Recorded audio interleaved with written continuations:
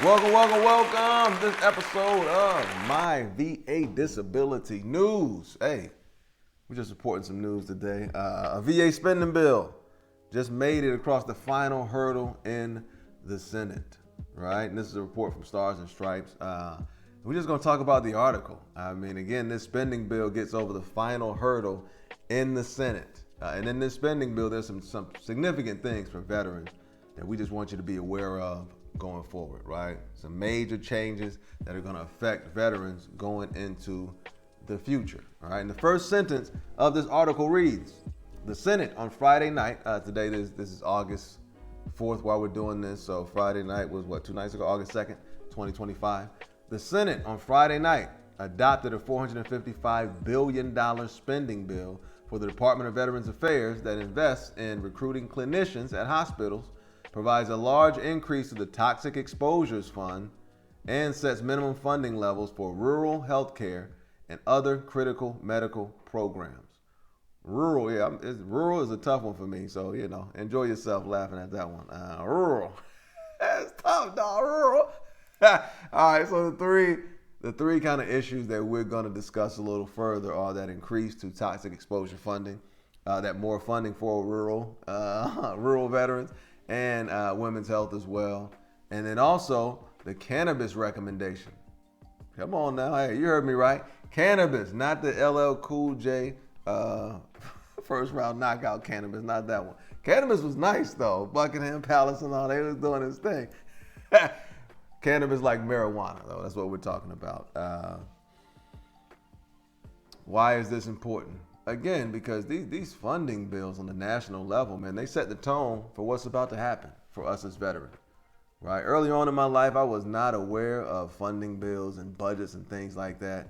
As I get older, man, I'm more of a resource to people, right? People come to me for information and guidance and things like that, which means I have to step up my level of information, my level of knowledge. I have to be able to kind of provide guidance and advice on things that maybe I didn't even understand 5 years ago. But now working around policy, I have a better understanding of some of this stuff. So why not share that information? All right. Keep in mind this package was adopted with a vote of 87-9. Right. Popular, very popular. So when we talk about that increase to toxic exposure funding, that's going to have a major effect on veterans going forward, right? Burn pit exposure is a major thing, has been a major thing. And other kind of toxic exposure is a major thing in the military since at least the Korean War, right? I've helped folks from the Korean War time, Vietnam, of course, Agent Orange, all that stuff. I was stationed at Camp Lejeune during the water contamination stuff, right? So as a veteran, you're kind of put in some situations where you find out later that you could have been exposed to some chemical things. So an increase in funding and support for that is a positive for all veterans going forward. And if you are dealing with these issues, as we all, make sure you get your benefits. Make sure you file your claim, right? Make sure you get that medical support and coverage that is there for you, that you've earned. Whether you believe it or not, you've earned it, all right? So we always suggest take advantage of it. And then next, they have a statute that mandates minimum levels of funding for rural veterans and women's health. When you talk about rural veterans, you're talking about veterans who live out in the country, right? Like me, I live out in the country. You know what I mean? Veterans, like not close to things like malls, right? A mall is like 30 miles from me, man. Yeah, they're talking about these type of veterans who don't have access to quickly get to a VA medical center. Closest one to me, maybe 40 miles in Hampton, but they want to provide additional funding coverage for those veterans so that if they go to a doctor closer, that they can kind of help them take care of that funding, right? Give them the same options as a veteran who lives in the city. They're trying not to penalize some of us for living in the country, right? I don't think I should be penalized for living in the country, you know what I mean? So I think that's good to hear. And then women's health as well. Women's health, conditions that are specific to women, and of course military sexual trauma as well. That falls under there also. Even though sexual trauma happens on both, as a VSR, trust and believe, sexual trauma is happening to men and women, right? This is not a woman-specific thing, but in terms of the funding, I would assume that that's a part of it.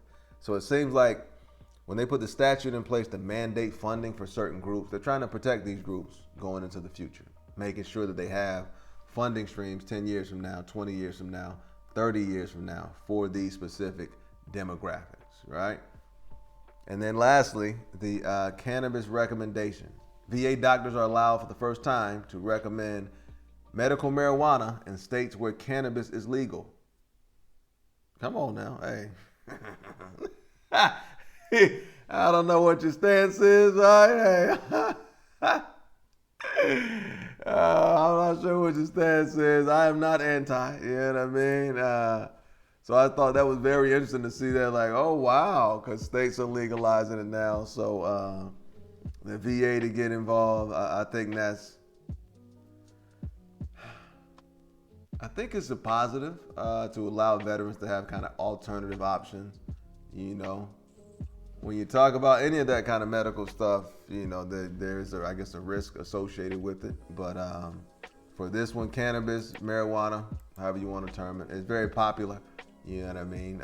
So to give veterans access to it without any legal ramifications, you know, I understand it. I understand it. And keep in mind, this means they cannot prescribe marijuana, but they can discuss it as an alternative healthcare treatment in states where marijuana is legal. So they cannot prescribe. They can't, you know, I need some marijuana. No. They're not there for that. They can give you the diagnosis, though. Then you can get the card, and then you can, you know, do what you do, and you can discuss it with them in terms of use and what I should be doing. How is it helping? How is it not helping? Kind of all those things that come with any medical treatment, right? But they're taking it off the taboo list, essentially. Like, it's okay to talk about these things with your veteran. So another major development for veterans, right? But those are kind of the three that we wanted to point out. And this is from Stars and Stripes again. Go read the report yourself if you'd like to. Keep in mind the budget for the deadline, September 30th, right? So it's still about 2 months, a little less than 2 months for this thing to get passed. But if it does get passed, those are the things we're going to see in the future. Hey, learn the information. Come on now. Use the information. And if you deem it to be valuable, share the information. Hey, have an incredible day. Come on.